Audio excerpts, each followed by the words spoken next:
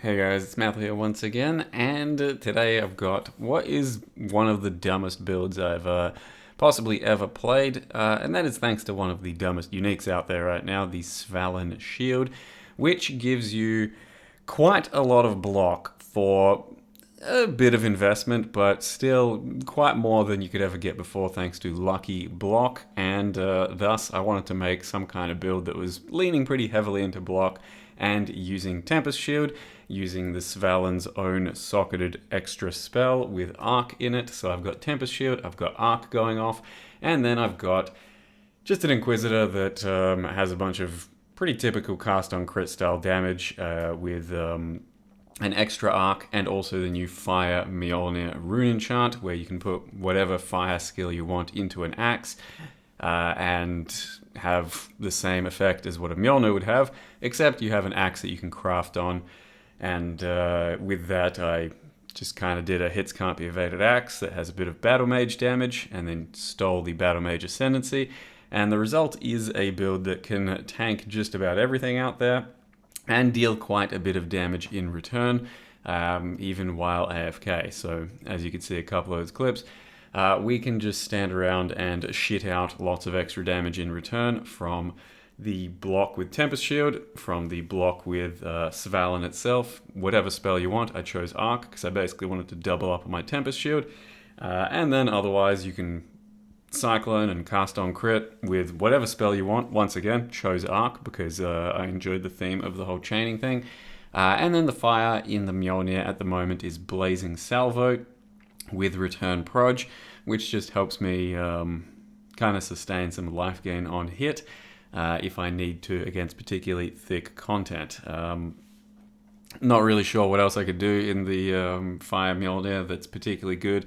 I have tried a bunch of stuff, and I'm currently experimenting with Tornado, so maybe that's going to be better than Blazing Salvo.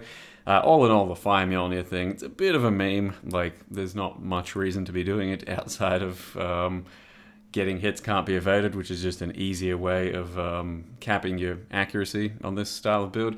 But doing it anyway, it costs 4 power runes, so that is a bit hefty. Wanted to try it, still committing to the meme, and it's doing okay. So all in all, this build at the moment is one of the most comfortable mappers I've maybe ever played, because I can stand in everything. I can AFK at times, I can just check loot, we can juice the maps pretty profusely, we can do a lot of different map mods that increase damage on the enemies, and that doesn't really matter.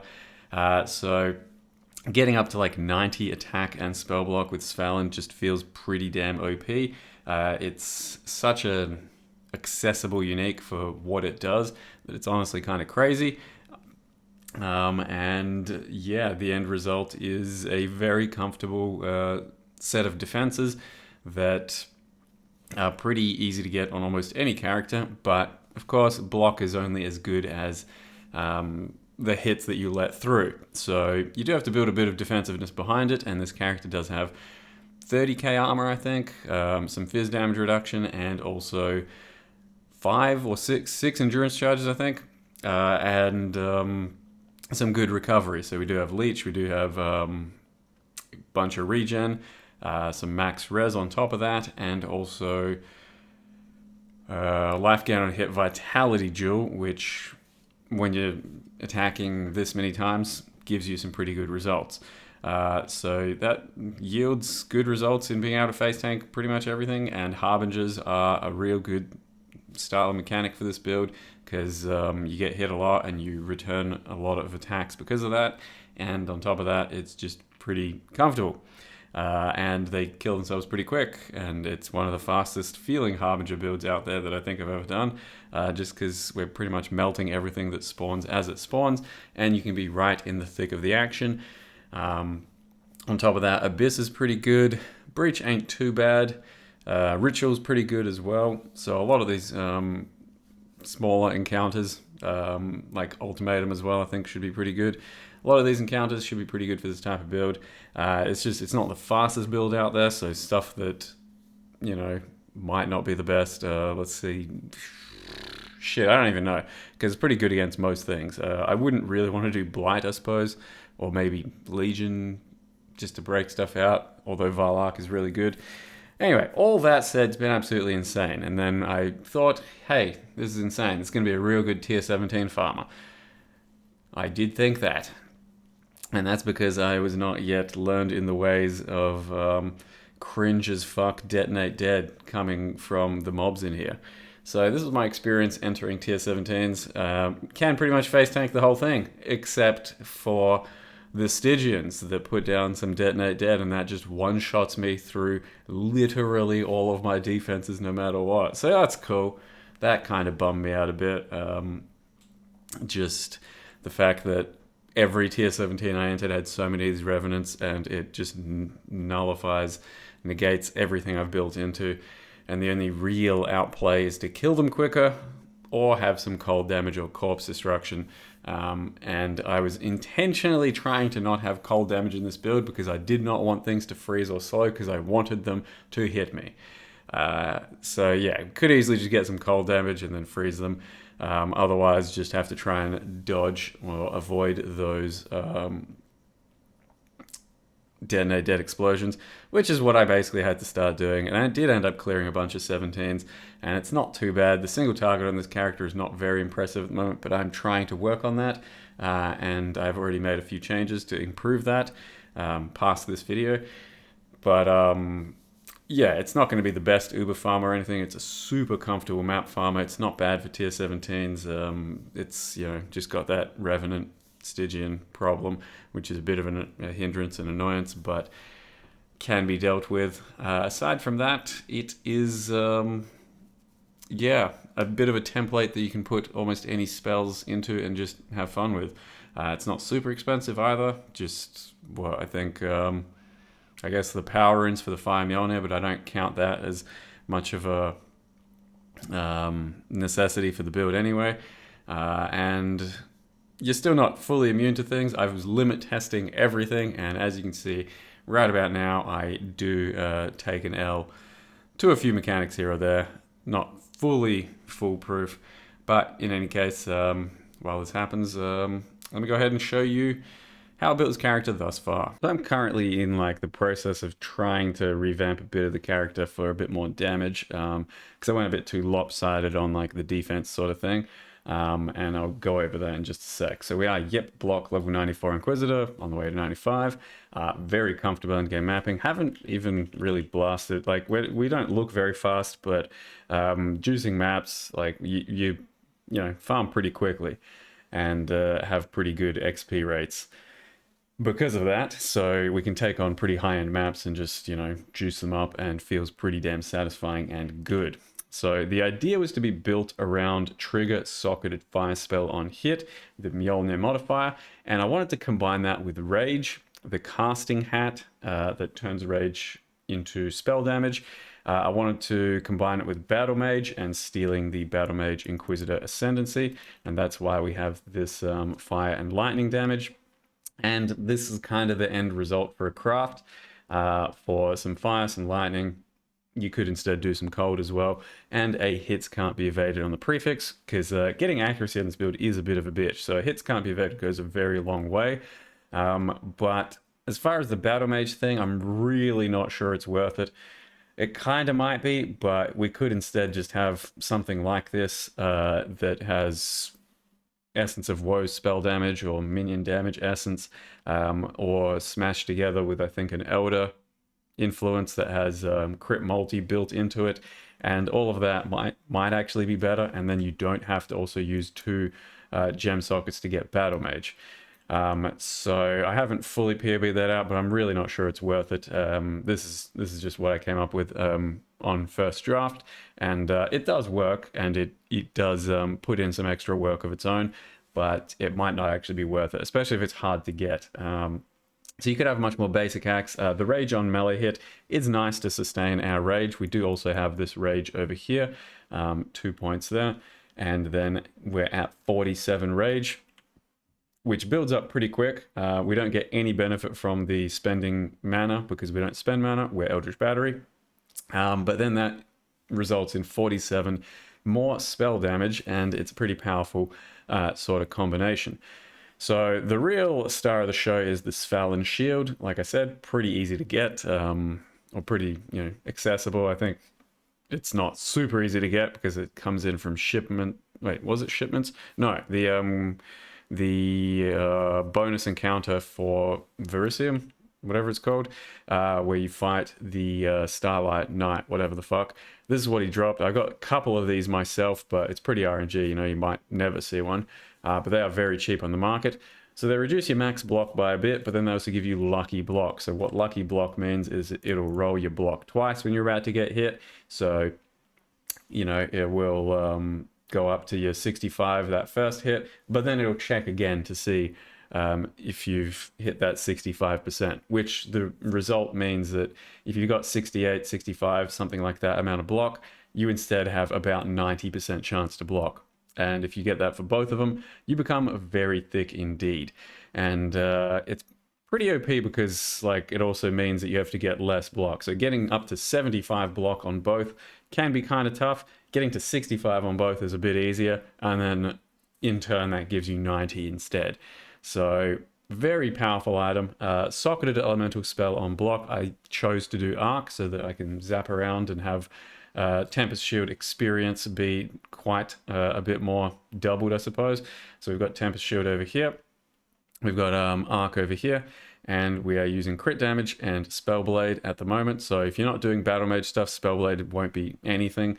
In my setup, it's pretty decent, but even then, competitive with some other things. So were I to go again, maybe I wouldn't do the Battle Mage thing. I'd peer beard out because basically I did fall into a trap of getting too much defensiveness. I went into getting max res over here. I got these nodes over here as well. This is something I just then reworked and I'm trying to fuck with to get more damage. Likewise, I'll get a cluster for more damage because the first draft, the version that you guys just then saw up till now, up till level 94, had all this extra thickness and my actual damage was pretty low. I had 150% increased damage, something like that, from all my gear and the tree itself, which is fuck all. If you know how builds get made and come together, you typically have something like 300 or 400% increased damage, and then a few more multipliers, like something like this, like Righteous Fire, like your gems. So having that percent damage being so low means I have to do something about it. I'm losing some thickness, but I'm still retaining most of it. I'm going to try and grab Iron Wills and Jewel Socket there. I'm going to try and do a cluster for some extra spell stuff. So anyway, we should still have a lot of defensiveness. Currently, the build that, as it is with the res and these max block nodes or these extra block nodes, fantastic. It just needs some more single target damage. But as you can see, we go around, we pick up lots of block and yeah, we've got a Lethal Pride here that gives a bit of extra 5% double damage. If you just look for 3 double damage nodes, you should be able to get one pretty easily because there are a lot of them that do this. I've Anointed Smashing Strikes that helps me get Endurance Charge on single target. We have Endurance Charges on kill there. We travel all the way over here so we can get Eldritch Battery and all the way over here for Mind Over Matter. So some of the hits that come through do get absorbed by the ES, which is regened pretty nicely through this. I can sustain RF, but it's not fantastic anymore because I just then lowered some of my fire res and leech and life gain help it otherwise. So most maps I can do RF, but some are going to be a bit iffy and you might not want to press it during those. What else is there to say? So we do RF because we went with max fire res, and I did have 87 max fire res. I'm currently a bit lower, but it isn't too much of an issue anyway. And yeah, we got this much armor with the thing up. That's pretty good. So you can get a very thick chest these days with armor and energy shield. This is Sacred Chainmail. Lots of these are out there because they come in from the boats, ships, high-end armors with high-end rolls. This thing was 3 divines. Crazy, right? I was going to try and craft my own, but why the fuck would I bother when basically perfect chests are out there for 3 divines?